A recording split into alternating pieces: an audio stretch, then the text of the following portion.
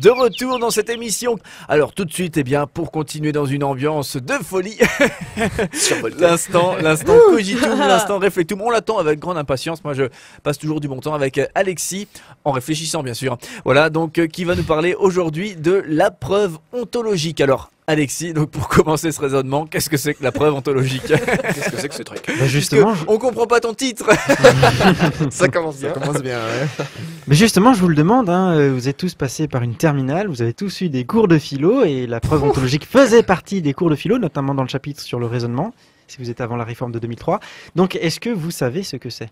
Ouh là là, mais Personne ne sait ce que c'est la c'est. philosophie, il y en a beaucoup qui n'étaient pas très attentifs. Selon Kant, c'est... Oui, alors il y a Kant dans l'histoire, il y a Kant dans l'histoire. Je Mais suis pas est-ce que... sûr que Madame Hoover nous ait parlé de ça. Madame Hoover. Dédicace, Oui, si tu nous écoutes. Si tu nous écoutes. Ok, alors juste pour Écoute bien si tu nous information, écoutes. pour information et pour comprendre pourquoi on appelle ça la preuve ontologique, eh bien tout simplement parce que ontos en grec signifie l'être. Et donc il s'agit de prouver que Dieu existe en vertu de son propre concept, c'est-à-dire il a l'existence dans son propre concept. Voilà, en gros c'est ça, c'est vraiment simplifié, car en réalité les choses sont un peu plus compliquées. Ah bah heureusement. Ne vous inquiétez pas, Je te je remercie, vais tout Alexis, expliquer. j'ai tout compris. Ah mais c'est parfait dans ce cas, c'est vraiment en communication des idées là. Donc la preuve ontologique, ce qu'il faut retenir, ce qui est essentiel dans la preuve ontologique, c'est le fait qu'on essaye de démontrer l'existence de Dieu à partir simplement de son concept. D'accord, et qu'est-ce que Il ça faut veut donc- dire concrètement là 5 secondes, je vais y arriver. Il faut donc bien comprendre que la preuve ontologique est différente des autres preuves classiques, par exemple la preuve cosmologique, où on part de l'existence de l'univers pour arriver à l'existence de Dieu, là c'est pas le cas, ou de la preuve téléologique, où l'on part de l'existence de l'ordre, de l'ordre, non ça vient du grec télos qui signifie la finalité, où l'on part donc de l'ordre pour arriver à Dieu. Ici il s'agit absolument pas de cela, que l'univers existe d'ailleurs ou pas, ça ne change rien, ce qui compte c'est le concept de Dieu en lui-même. Alors je vois à vous tous votre étonnement, mais comment on fait pour prouver l'existence de Dieu à partir de son propre concept? Alors je vais vous demander, comment est-ce qu'on fait déjà pour savoir qu'une chose existe en général? Ah mais moi j'ai écouté les rubriques épistéo, Moi, donc j'avais vu aussi une vidéo, mais je m'en C'est souviens. pas une histoire avec une table qui est... je ne sais quoi. Ça c'était probablement sur une émission sur la Trinité. Oh, la qu'on a fait.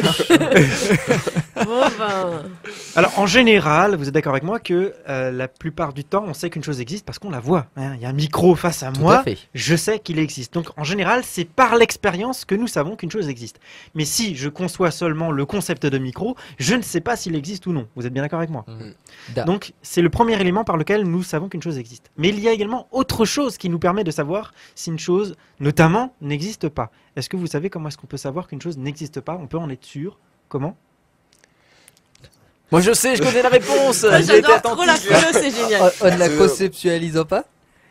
Quoi C'est pas tout à fait ça. Eh bien, je vais vous donner un exemple. Un cercle carré. On est sûr que ça n'existe Oui. pas parce qu'il y a une contradiction au sein même du concept de cercle carré. Et ça, il me l'avait dit mon Donc, prof de philo. je il crois. est impossible et par conséquent, nous savons que cela n'existe C'est pas. vrai qu'il faut réfléchir au niveau des concepts. Hein, effectivement. Exactement. Exactement. Mais alors, justement, est-ce que la non-existence d'un objet pourrait être contradictoire? Alors Hume, qui à mon avis, d'une certaine manière très très arrogante, a dit dans ses dialogues sur la religion Ça y est, ça naturelle, balance, partie 9, j'adore. que on peut tout imaginer comme n'existant pas, mais justement, c'est l'objet de la preuve ontologique. Le but est de prouver que si on conçoit que Dieu n'existe pas, eh bien, il y aurait une contradiction dans le concept de Dieu. Et alors là, j'imagine, mais comment on fait? Comment on fait? Eh bien, c'est très simple. Pour ça, nous allons faire un petit voyage dans le temps. Nous allons revenir au XIe siècle chez les Marty, prends la moines. DeLorean. Exactement. Vite, elle éclaire. Nous revenons au XIe siècle pour visiter un cher Anselme de Cantorbéry, qui à ce moment-là est en train de feuilleter sa Bible. Il lit le psaume 14 et il lit donc « L'insensé dit en son cœur que Dieu n'existe pas ». Et là, Anselme, il réfléchit, il est en train de méditer, il prie en même temps, il se demande « Mais qu'est-ce que ça veut dire ce texte? Comment ça se fait que l'insensé dit en son cœur que Dieu n'existe pas ?» Parce que simplement il se dit « Dieu n'existe pas, il serait insensé ». Mais en quoi est-ce insensé? En quoi est-ce incohérent de dire que Dieu n'existe pas?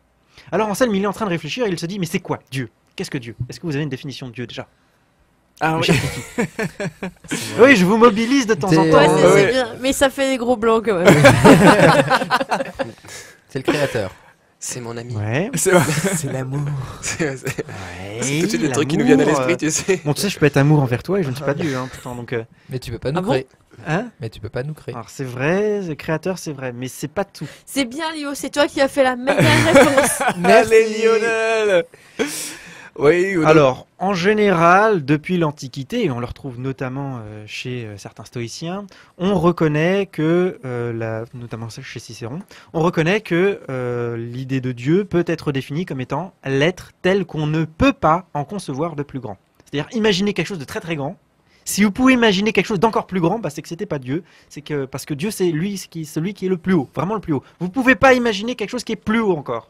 Voilà, Ouais, donc, et la grand, définition est claire, là, hein. grand dans le sens de la pas de la taille, on s'est bien compris. Hein. Oui, bien évidemment. voilà, Oui. oui. C'est pas un gros monsieur. pas un géant. Oui, Alors, oui. c'est vrai que des fois, on s'imagine le Père Noël rigolant dans les cieux, au lieu d'être habillé en rouge, habillé en blanc. Alexis ne fait jamais le Père Noël. Il joue avec les enfants. Donc, ce n'est pas ça. Non, ce qu'on veut dire par là qu'il est l'être le plus grand tel qu'on ne peut en concevoir de plus grand, on veut tout simplement dire par là qu'il a le maximum de qualité. Donc, si on imagine un être qui peut être plus grand que Dieu, bah, ça veut dire qu'en fait, on n'a pas bien compris ce que ça signifiait Dieu. Et justement, l'argument d'Anselme repose sur ce principe-là. Imaginons qu'on dise Dieu n'existe pas. Oui, mais alors, imaginons 5 secondes. Qu'est-ce qu'on pourrait imaginer de plus grand? Est-ce qu'on pourrait imaginer quelque chose de plus grand? Bah oui, on pourrait imaginer quelque chose qui lui existe, qui aurait les mêmes qualités que Dieu, mais qui serait en plus existant. Donc c'est pas possible de dire que Dieu n'existe pas, puisque sinon ce serait contradictoire dans le concept que de dire que Dieu, par définition, est l'être tel qu'on ne peut pas en concevoir de plus grand. Alors, Oui, je mais vous vois si tous- c'est le plus grand, il existe. Exactement. Voilà, d'accord. Parce que sinon il serait plus petit que la chose la plus grande qu'on peut imaginer. Mais c'est presque bête comme raisonnement. Enfin, c'est oui. ça qui est bizarre, quoi. Enfin. Eh oui. Continuons. Alors, du coup, il y a un petit problème, parce qu'évidemment, comme vous, un autre moine a réagi, pas tout à fait dans le même monastère, mais il a réagi, et puis il s'est dit, il s'appelait Gonillon, et puis il s'est dit, mais attends, Anselme, ton raisonnement, c'est de la connerie, là. Donc Gonillon, qu'est-ce qu'il fait? Il est en train de dire, mais imaginez une île. Une île qui serait parfaite, telle qu'on ne pourrait en imaginer de plus grande. Mais si on suit le raisonnement d'Anselme, qu'est-ce qu'on est obligé de dire? On est obligé de dire qu'une île comme cela existe forcément. Si avec ce même raisonnement tu nous dis Dieu est l'être tel qu'on ne peut en concevoir de plus grand, et tu arrives à dire qu'il existe forcément puisqu'on ne peut pas en concevoir de plus grand. Mais moi je te dis, prends une île maintenant, et je te dis que cette île c'est la plus grande qu'on puisse imaginer. Bah, tu vas être obligé aussi de me dire qu'elle existe. T'imagines un gars qui argumenterait comme ça, c'est la conclusion de Gonillon. T'imagines un gars qui est en train de t'argumenter comme ça pour te convaincre qu'une telle île existe. Et moi je me dis qu'il est fou. Donc c'est la fin de l'argumentation de Gonillon en disant que, en fait, celui qui apparaît le plus fou dans l'histoire, c'est celui qui défend cet argument plutôt que celui qui dit que Dieu n'existe pas. Alors son livre s'appelle le Liber Pro Incipiente, et si vous voulez absolument le lire, hein, le livre d'Anselme, lui, c'était le Proslogion, chapitre 2. Alors juste une question, est-ce que vous avez compris l'argument de Gonillon? Je vous vois Oui, tous un peu- puisqu'on peut Est-ce qu'il y appliquer. a des dessins? Voilà. Néanmoins, les choses ne sont pas si simples, puisque évidemment Anselme ne va pas se laisser défaire aussi facilement. Ah non. Et avec lui viendra quelques siècles plus tard Descartes qui, dans la 5e méditation, réagira également. Alors, que répondent-ils? Eh bien, c'est tout simple. Tout d'abord que l'idée d'une île parfaite, c'est une idée arbitraire. C'est-à-dire que l'idée de Dieu, c'est l'idée d'un être parfait. On ne peut pas concevoir un Dieu imparfait, ça on est d'accord. C'est-à-dire que c'est dans la définition même de Dieu que d'être parfait. Par contre, si je dis une île parfaite, je peux concevoir aussi une île imparfaite. Donc l'idée même d'île parfaite est totalement arbitraire. Vous voyez ce que je veux dire? Ouais. Non, tu comprends pas? Si, Tu moi comprends j'ai pas compris, pour une fois j'ai compris. C'est-à-dire que c'est dans la notion même de Dieu. C'est-à-dire qu'on n'a pas travaillé la notion de Dieu. La notion de Dieu est que Dieu est parfait. Par contre, la notion d'île, je rajoute volontairement la notion de Mais si tu perfection. penses à des êtres imparfaits. C'est-à-dire Bah là, tu prends l'île comme exemple, tu parles d'une île parfaite et d'île imparfaite. Mais si tu prends un être parfait et des êtres imparfaits. Mais oui, mais si tu parles d'un être parfait, dans ce cas, tu sais que tu parles de Dieu. Ok. Donc en fait, il n'y a que pour Dieu que ça marche. Mais- En fait, mais- c'est ça d'accord. l'argument. Mais Joshua, est-ce que tu écoutes un petit Eh. peu ce qu'il dit? C'est ça l'argument. Et ensuite, il y a une deuxième chose. J'arrête aussi. Une deuxième chose, un argument développé par Alvin Plantinga. Donc Alvin Plantinga, voilà ce qu'il dit. Il dit tout simplement que l'idée d'une île parfaite est absurde. Alors pourquoi? Eh bien, imaginez une île, pour un homme à peu près normal, une île avec 500 000 litres de bière et puis 12 000 nanas à poil en train de se trémousser. D'accord. C'est très cru, mais d'accord. C'est oui. une break en C'est fait. à peu près l'argument qu'il donne. Bon, il parle de danseuse, c'était juste pour réveiller l'atmosphère. Oui, effectivement, là, moi j'ai bondi sur mon siège, oui. Donc imaginez une telle île. Eh bien, on pourrait imaginer une île encore plus parfaite, où il y aurait encore plus de nanas, où il y aurait encore plus de bière, où il y aurait encore plus de cocotiers, etc. Et on pourrait encore plus en imaginer que ce qu'on imagine le plus. C'est-à-dire qu'il n'y a pas de limite. C'est-à-dire que toute notion finie, on peut toujours ajouter. Comme disait Leibniz, la notion de vitesse maximale, c'est une aberration. Ça ne peut pas exister, parce qu'on peut toujours imaginer une vitesse toujours plus haute. Ce qui veut dire donc que d'après Alvin Plantinga, l'idée d'une île telle qu'on ne peut pas en imaginer de plus grande, ça ne veut rien dire. Parce que n'est parfait que ce qui est infini. Dès lors que quelque chose est fini, ben on peut toujours ajouter encore plus. Donc du coup, ça ne peut convenir, comme vous l'avez compris, qu'à un être absolument parfait. Donc du coup, on montre bien que la preuve ontologique ne peut marcher qu'avec Dieu.